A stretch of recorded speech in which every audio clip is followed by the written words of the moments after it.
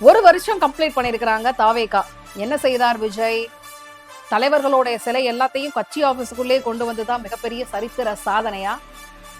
விஜய் பண்ணக்கூடியது கள அரசியலா இல்ல எல்லாரையும் போல சம்பிரதாய அரசியலா? Welcome back to RJ Rohini talks. இன்னைக்கு இந்த எபிசோட்ல நம்ம பேச போறது என்ன அப்படின்னு பாத்தீங்கன்னா, பிப்ரவரி 2ஆம் தேதியோடைய ஒரு வருஷத்தை நிறைவு பண்ணிருக்கிறாங்க தமிழக வெற்றி கழகம். இந்த ஒரு வருஷத்துல அந்த கட்சி ஆரம்பித்ததுல இருந்து இந்த கடந்து வந்த பாதை என்னெல்லாம் செஞ்சாங்க அப்படிங்கிறதுக்கான ஒரு டீட்டெயில் எக்ஸ்பிளனேஷன் கொடுக்கக்கூடிய வீடியோவா இதை அமைய போகுது. போன வருஷம் விஜய் அவர்களுடைய தரப்பில் பாத்தீங்கன்னா ஏகப்பட்ட படங்கள் லைனா கொடுத்துக்கிட்டே இருக்கிறாரு. தமிழ் சினிமாவை பொறுத்த வரைக்கும் முன்னணி நடிகர்களில் விஜய் ஒருவர். அது எல்லாருக்குமே தெரிஞ்ச ஒரு விஷயம்தான். இந்த நிலையில் தான் கட்சி ஆரம்பிக்க போறாரு அப்படின்னு சொல்லிட்டு ஒரு பெரிய நியூஸ் ஸ்ப்ரெட் ஆயிட்டு இருந்தது. எதுக்கு கட்சி ஆரம்பிக்கிறாரு, நல்லா தானே போயிட்டு இருக்கு அப்படின்னு சொல்லிட்டு ஒரு ரூமர் ஸ்ப்ரெட் ஆகிட்டே இருந்த டைம்ல தான் இந்த ரூமர்ஸ் எல்லாத்துக்கும் ஃபுல் ஸ்டாப் வைக்கக்கூடிய விதத்தில் பிப்ரவரி 2ஆம் தேதி தமிழக வெற்றி கழகம் அப்படிங்கிற பெயர்ல கட்சியோடைய அறிவிப்பை அதிகாரப்பூர்வமா அறிவிச்சாங்க.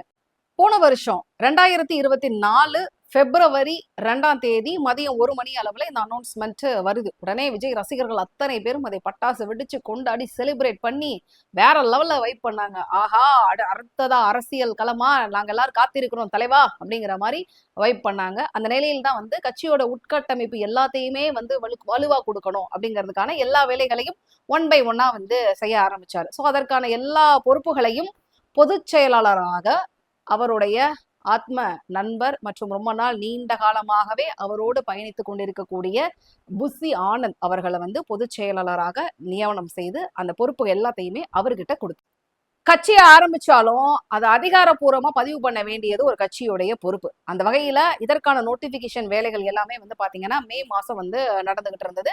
அபிஷியலா அந்த கட்சியை பதிவு பண்ணி அதற்கான அங்கீகாரமும் கிடைக்க பெற்றது. இந்த நேரத்துலதான் விஜய் அவர்களை சுத்தி ஒரு பெரிய டாக் வந்துச்சு. என்னன்னா, கட்சி பேரை சொல்லிட்டீங்க, தலைவர் நீங்கன்னு சொல்லிட்டீங்க, பொதுச் செயலாளர் இவர்னு சொல்லிட்டீங்க, உங்க கட்சியுடைய கொள்கை என்னங்க, கோட்பாடு என்னங்க, அறிவிச்சுட்டு நீங்களும் வழக்கம் போல எல்லாத்துக்கும் ஒரு விஷயத்த பண்றதுங்கிறதா உங்களுடைய வேலையா அப்படின்னு கடுமையான விமர்சனங்கள் விஜய் அவர்களுடைய தரப்புல இருந்துகிட்டே இருந்தது. இதற்கு ஒரு பெரும் பதிலடியாகத்தான் தன்னுடைய முதல் மாநில மாநாடு, தமிழக வெற்றி கழகத்தின் முதல் மாநில மாநாட்டை தொடங்குவதற்கான வேலைகளை ஸ்டார்ட் பண்ணாரு. ஒரு பக்கம் மாநாடை எங்க நடத்துறது அப்படிங்கிறதுக்கான ஒரு பிளானிங். இதற்கு நடுவுல தான் ஆகஸ்ட் 22ஆம் தேதி தமிழக வெற்றி கழகம் தங்களுடைய கட்சி கொடியை அறிமுகம் செய்யறாங்க. இந்த கொடிக்கான அறிமுக விழா எங்க நடந்துச்சு அப்படின்னு பாத்தீங்கன்னா, விஜய் அவர்களுடைய பனையூர் அலுவலகம் இருக்கு பாத்தீங்களா, தாவேகாவுடைய அலுவலகம், அங்க அபிஷியலா நடந்தது. ஸோ அந்த கொடிக்கான பாடல் இது ரெண்டையுமே அடுத்த டைம்ல ரிலீஸ் பண்ணாங்க. இந்த கொடியை அறிமுகப்படுத்துனதுமே அந்த கட்சியை சுற்றி ஏகப்பட்ட கருத்துகள் வந்தது. என்னன்னு பாத்தீங்கன்னா, யானையை பயன்படுத்தக்கூடாது, அது நடுவில் இருக்கக்கூடிய வாகைப்பூ அதை குறிக்கிறது என்னென்ன, அந்த மாதிரி டீகோடிங் பண்ணுவாங்கல்ல, அந்த மாதிரியான விஷயங்கள் பாத்தீங்கன்னா ஒரு பக்கம் வந்தது. இதை இல்லாம தன்னுடைய கட்சியுடைய கொள்கைகள்லாம் என்னவாக இருக்கும் அப்படிங்கிறத வியூகம் பண்றதுக்காக அந்த பாடல் ஒரு பதிலை சொல்லக்கூடிய விதமாக அமைந்தது. சோ இது எப்ப நடந்தது அப்படின்னு பாத்தீங்கன்னா, ஆகஸ்ட் 22ஆம் தேதி நடந்தது. இதற்கு நடுவுல, அதாவது மாநாடு தொடங்குவதற்கு நடுவுல விஜய் அவர்கள் எங்க போனார் அப்படின்னு பாத்தீங்கன்னா, கள்ளக்குறிச்சியில கள்ளச்சாராயம் அருந்தி 60 பேர் உயிரிழந்தாங்க. அந்த சம்பவத்தில் பாதிக்கப்பட்டவர்களை நேரில் மருத்துவமனையில் போய் பார்த்து அவர்களுக்கு ஆதரவு சொன்ன ஒரு அரசியலும் அத விஷயமும் நடந்தது. சோ இதுல விஜய் அவர்களுக்கு கடுமையான விமர்சனமும் வந்தது. என்னன்னு பாத்தீங்கன்னா, மற்ற கட்சிகள், எதிர்கட்சிகள் எல்லாருமே செய்யக்கூடிய சம்பிரதாய அரசியலை ஏன் இவரும் பண்றாரு? ஏன்னா கள்ளச்சாராயம் விஷயத்துல அரசுக்கு எதிராகத்தானே இவருடைய நிலைப்பாடு இருந்திருக்கணும். ஏன்னா அவங்க ஸ்ட்ராங்கான நடவடிக்கை எடுத்திருந்தாங்க அப்படின்னா இத்தனை உயிர்கள் போயிருக்காது இல்லையா? சோ அது இல்லாம எல்லா கட்சிகளும் கணக்கு காமிக்கிறதுக்காக செய்யக்கூடிய அரசியலை விஜய் அவர்களும் ஏன் செய்யணும் அப்படிங்கிற ஒரு விமர்சனம் அவரை சுத்தி இருந்தது. ஆனா அதை கண்டுக்காம அவர்களை நேர்ல போய் பார்த்து தன்னுடைய ஆறுதலை சொல்லிட்டு வந்தாரு விஜய் அவர்கள். அடுத்த கட்டமாக தமிழக வெற்றி கழகத்துடைய முதல் மாநில மாநாடு. இதற்காக அவங்க இடம் தேடி ரொம்பவே டயர்ட் ஆயிட்டாங்க. ஒரு பக்கம் விழுப்புரத்துலயா, இல்ல தலைவாசல்லையா, இல்ல திருச்சியிலையா, இல்ல மதுரையிலையா, எங்க முதல் மாநில மாநாட்டை நடத்துறது அப்படிங்கிற ஒரு பெரிய குழப்பம். ஃபைனலா விழுப்புரம் விக்கிரவாண்டி வி சாலையில இந்த மாநாட்டை நடத்துறதுக்காக முடிவு பண்ணி அந்த இடத்த தேர்வு செய்து பெர்மிஷன் செப்டம்பர் 26ஆம் தேதிக்கு கேட்டாங்க. ஆனா செப்டம்பர் 26ஆம் தேதி அவர்கள் எதிர்பார்த்த மாதிரி அந்த அனுமதி கிடைக்காததுனால இறுதியாக அக்டோபர் 27ஆம் தேதி இந்த மாநாட்டை நடத்துவதற்கான அனுமதி அவர்களுக்கு கிடைத்தது. அதன் பிறகுதான் மாநாட்டிற்கான ஏற்பாடுகள் எல்லாமே ரொம்ப ரொம்ப பர்ஃபெக்டா நடந்தது. இதுல ரொம்ப ஹைலைட்டான பல விஷயங்களை நீங்க நோட் பண்ணணும். என்னன்னு பாத்தீங்கன்னா, எத்தனை ஏக்கர் நிலத்தை வந்து வாங்கினாங்க, அதுல எத்தனை ஏக்கர் பார்க்கிங்காக அலாட் பண்ணாங்க, எத்தனை ஏக்கர் வந்து மாநாடு மேடைக்காக அலாட் பண்ணாங்க, மாநாட்டு மேடையை வந்து எப்படி வந்து டிசைன் பண்ணாங்க, அதே போல ரேம்ப் வாக் மாதிரி ஒரு விஷயத்த வந்து ஏற்பாடு பண்ணாங்க. ஏன்னா 1 கிலோமீட்டர் 800 மீட்டர் வந்து ரேம்ப் வாக் அது. சோ அதுல வந்து விஜய் அவர்கள் நடந்து வந்து ரசிகர்களை தொண்டர்களை வந்து சந்திக்கணும் அப்படிங்கிறதுக்காக ஏற்பாடு செஞ்சது. அதே போல இந்த மாதிரியான ஒவ்வொரு ஏற்பாடுகளையும் பார்த்து பார்த்து அந்த மாநாட்டிற்காக செஞ்சிருந்தாங்க. வெற்றிகரமாக அந்த மாநாட்டை வந்து விஜய் அவர்கள் நடத்தி முடிச்சார். சோ இந்த வந்து முதல் மாநில மாநாடாக மட்டும் இல்லாம தன்னுடைய கொள்கை பிரகடன மாநாடாக விஜய் அவர்கள் நடத்தி முடிச்சார். சோ இதன் வரை அந்த கட்சியுடைய கொள்கை என்ன, நிலைப்பாடு என்ன, என்னதான் சொல்ல வர்றாங்க அப்படின்னு சொல்லிட்டு எல்லாரும் கேள்விகள் கேட்டுக்கொண்டிருந்த நிலையில் என்னுடைய கட்சியுடைய கொள்கை இதுதான், திராவிட அரசியலுக்கு எதிரான அரசியல். ஆனா நான் திராவிட சிந்தனை உள்ள நபர் தான். ஏன்னா அந்த சிந்தனைகளின்ற பேருல மக்களை வந்து எப்படி எல்லாம் முட்டாள் ஆக்கிட்டு இருக்காங்க, அவங்க கிட்ட இருந்து காப்பாற்றுவது அப்படிங்கறத என்னுடைய அரசியல். என்னுடைய கட்சியில வந்து பாத்தீங்கன்னா பெரியார் அவர்களா இருக்கட்டும், அதே போல அம்பேத்கர் அவர்களா இருக்கட்டும், இந்த மாதிரி வந்து திராவிட கட்சிகளுடைய சிந்தனையில் ஊங்கி இருக்கக்கூடிய அத்தனை தலைவர்களும் எங்களுடைய வழிகாட்டியும் கூட. ஆனா நாங்க மக்களுக்கான அரசியலை கொடுக்கிறோம் அப்படிங்கிற ஒரு கொள்கையை வந்து முன்னிறுத்தி அந்த மாநாட்டை வெற்றிகரமா விஜய் அவர்கள் நடத்தி முடிச்சாரு.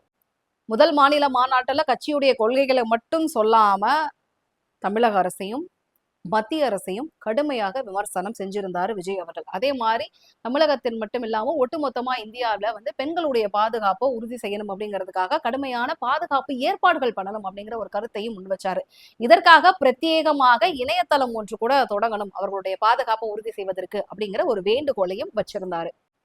சமீபத்துல அண்ணா பல்கலைக்கழக மாணவி அவர்களுக்கு பாலியல் வன்கொடுமை வந்து நடந்தது. இதற்கு எதிராக விஜய் அவர்கள் குரல் கொடுத்திருந்தார். பெண்களுடைய பாதுகாப்பு உறுதி செய்வதற்காக பெண்களுக்கு பாதுகாப்பு வழங்க வேண்டும் அப்படின்னு தன்னோட கைப்பட ஒரு கடிதத்தை வந்து எழுதியிருந்தாரு. அந்த கடிதத்துல அத்தனை பேரிடமும் வந்து கையெழுத்து வாங்குவதற்கான ஒரு ஏற்பாட்டை வந்து செய்தார்கள். அந்த நிலையில தான் பொதுச் செயலாளர் புசி ஆனந்த் மற்றும் கட்சி நிர்வாகிகள் எல்லாருமே வந்து பாத்தீங்கன்னா கையெழுத்து வாங்க முற்பட்ட போது காவல்துறையினால வந்து கைது செய்யப்பட்டாங்க. அதன் பிறகு வந்து வெளியில வந்தாங்க. இந்த ஒரு சம்பவம் வந்து பாத்தீங்கன்னா இங்க நடந்தது.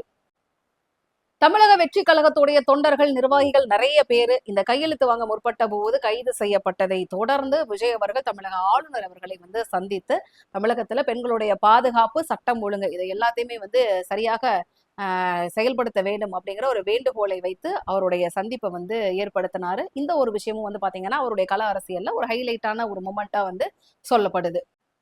விஜய் அவர்களுடைய ஒரு வருட இந்த அரசியல் பயணத்துல வந்து பாத்தீங்கன்னா அடுத்ததா முக்கியமா சொல்லக்கூடிய விஷயம் என்னன்னு பாத்தீங்கன்னா பரந்தூர் விமான நிலையத்தின் போராட்டக்காரர்களுக்கு பக்கபலமாக போய் தன்னுடைய ஆதரவை கொடுத்தாரு. உங்க எல்லாருக்குமே நல்லா தெரியும், பரந்தூர்ல வந்து மிகப்பெரிய அளவில் வந்து விமான நிலையம் ஏற்பாடு வந்து செஞ்சுக்கிட்டு இருக்கிறாங்க. இதற்காக அந்த 13 கிராமங்களை சுத்தி இருக்கக்கூடிய மக்களுடைய நிலங்களை, வீடுகளை வந்து கையகப்படுத்தி ஏர்போர்ட்டுக்கான வேலைகளை வந்து தமிழக அரசு செஞ்சுக்கிட்டு இருக்கிறாங்க. இதற்கு எதிர்ப்பு தெரிவித்து கிட்டத்தட்ட 920 நாட்களுக்கும் மேலாக மக்கள் போராட்டத்துல ஈடுபட்டு வர்றாங்க.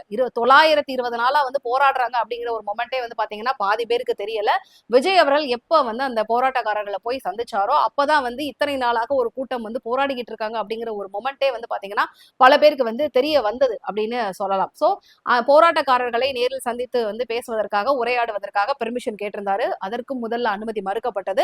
பிறகு வந்து ஒரு கல்யாண மண்டபத்துல நான் போய் மீட் பண்றேன்னு சொல்லியிருந்தாரு. அதற்கு அவங்க பெர்மிஷன் கொடுக்கல. அதன் பிறகு ஒரு ஓப்பன் ஸ்பேஸ்ல வந்து நீங்க கேரவன் மாதிரி, அதாவது பிரச்சார வாகனத்தில் இருந்து நீங்க ஒரு ஸ்பேஸை வந்து சூஸ் பண்ணி அங்க நீங்க மீட் பண்ணிக்கலாம்னு சொன்னாங்க. அதன் பிறகு பரந்தூருக்கு வந்து தன்னுடைய பிரச்சார வாகனத்துல போய் அந்த வாகனத்தில் இருந்தபடியே சுற்றி இருந்த மக்களுக்கு வந்து ஆதரவு தெரிவித்து தன்னுடைய ஸ்பீச்சை வந்து கொடுத்தாரு விஜய் அவர்கள். சோ ஏர்போர்ட் விமான நிலையம் அப்படிங்கறது நான் வேணான்னு சொல்லல, ஆனா விளைநிலங்களையும் வீடுகளையும் வந்து கையகப்படுத்தி அந்த மக்களுடைய அங்கிருந்து வாழ்வாதாரத்தை வேரோடு பிடுங்கி எடுத்து அங்க வந்து ஏர்போர்ட் வேணாம், சோ விளைநிலங்கள் அதிகப்படியா வந்து வீணாகாத இடங்களாக பார்த்து நீங்க விமான நிலையத்தை கட்டிக்கங்க அப்படிங்கிற ஒரு பாயிண்டையும் இந்த போராட்ட களத்துல வந்து முன் வச்சாரு விஜய் அவர்கள்.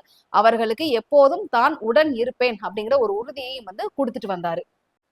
தமிழக வெற்றி கழகத்துடைய அடுத்த அதிரடியான ஒரு நகர்வு இந்த ஒரு வருடத்துல என்ன அப்படின்னு பாத்தீங்கன்னா மாவட்ட செயலாளர்களுடைய அறிவிப்பு. அதற்கான அனௌன்ஸ்மெண்ட் பட்டியல் வந்து பாத்தீங்கன்னா ஒரு பார்ட்டா வந்து விஜய் அவர்கள் வந்து வெளியிட்டார். 120 பேர் அனௌன்ஸ் பண்றத ஒரே ஒரு நிகழ்வுல சொல்லிடலாம். ஆனா முதல் கட்டமாக 19 பேரு, அடுத்த கட்டமாக ஒரு 40 பேரு, மூன்றாவது கட்டமாக சில பேருன்னு சொல்லிட்டு ஒவ்வொரு கட்டமாக வந்து அந்த அனௌன்ஸ்மெண்ட்டை கொடுத்திருந்தார். ஸோ முதல் கட்டத்துல வந்து 19 பேர் அனௌன்ஸ் பண்றப்பவே அவங்க எல்லாரையுமே வந்து நேரடியாக தனிப்பட்ட முறையில நேர்காணல் நடத்தி அவங்க சொன்ன பதில் எல்லாத்தையுமே வந்து ஆராய்ந்து பார்த்து அதன் பிறகு அபிஷியல் அனௌன்ஸ்மெண்ட்டை விஜய் அவர்கள் வந்து கொடுத்தாரு. இந்த ஒரு விஷயமும் வந்து பாத்தீங்கன்னா அரசியல் கட்சி வட்டாரங்கள்ல வந்து ரொம்ப பிரபலமாக பேசப்பட்டது. ஏன் அப்படின்னா அந்த தலைவர் வந்து நேரடியாக அந்த ப்ராசஸிங் எல்லாம் பண்ண மாட்டாரு.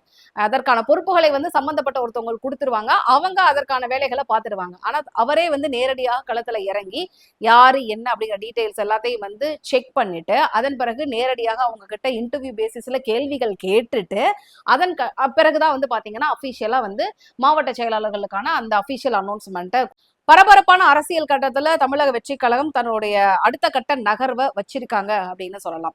அம்பேத்கர் அவர்களுடைய நூல் வெளியீட்டு விழாவில் வந்து ஆதவ் அர்ஜுனா அவர்கள் விடுதலை சிறுத்தை கட்சிகள் சார்பாக வந்து கலந்துகிட்டாரு. அந்த மேடையில் விஜய் அவர்களும் இருந்திருந்தாரு. அவர் தான் வந்து அந்த நிகழ்ச்சிக்கு வந்து சிறப்பு விருந்தினராக புத்தகத்தை வாங்குறதுக்காக வந்திருந்தாரு.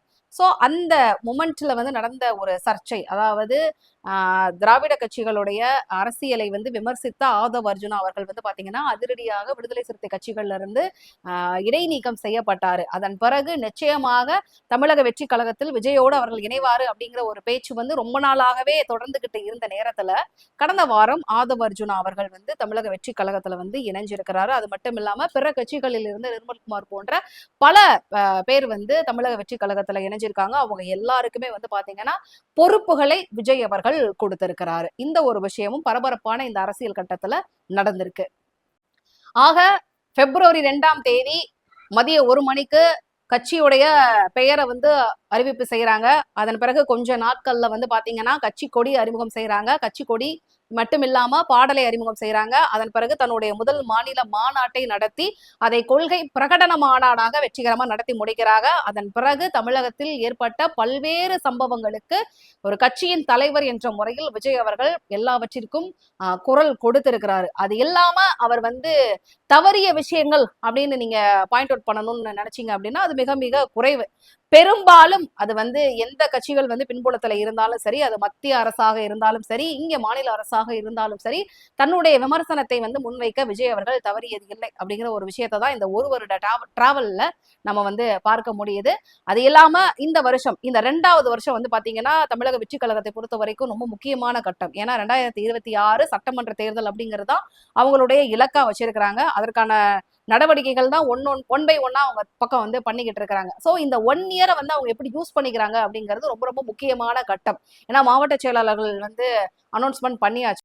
அது மட்டும் இல்லாம உறுப்பினர் சேர்க்கை அணின்னு சொல்லிட்டு ஒரு அணியை வந்து ஸ்டார்ட் பண்ணியிருக்கிறாரு. ஏன்னா வாக்காளர்கள் நிறைய பேர் வந்து அவங்களுடைய கட்சியில வந்து இணைவதற்கு அதுக்கான ப்ராசஸிங் வந்து ரொம்ப சரியா நடக்கணும் அப்படிங்கிற ஒரு முனைப்போட அதை ஒரு பக்கம் வந்து முடுக்கி விட்டுருக்காங்க. இது இல்லாம ஒவ்வொரு கிராம பகுதிகளுக்கும் நேர்ல போய் மக்களை சந்தித்து உரையாடுவதற்கு தமிழக வெற்றி கழகத்துடைய தலைவர் விஜய் அவர்கள் பெரிய திட்டத்துல இருக்கிறார்.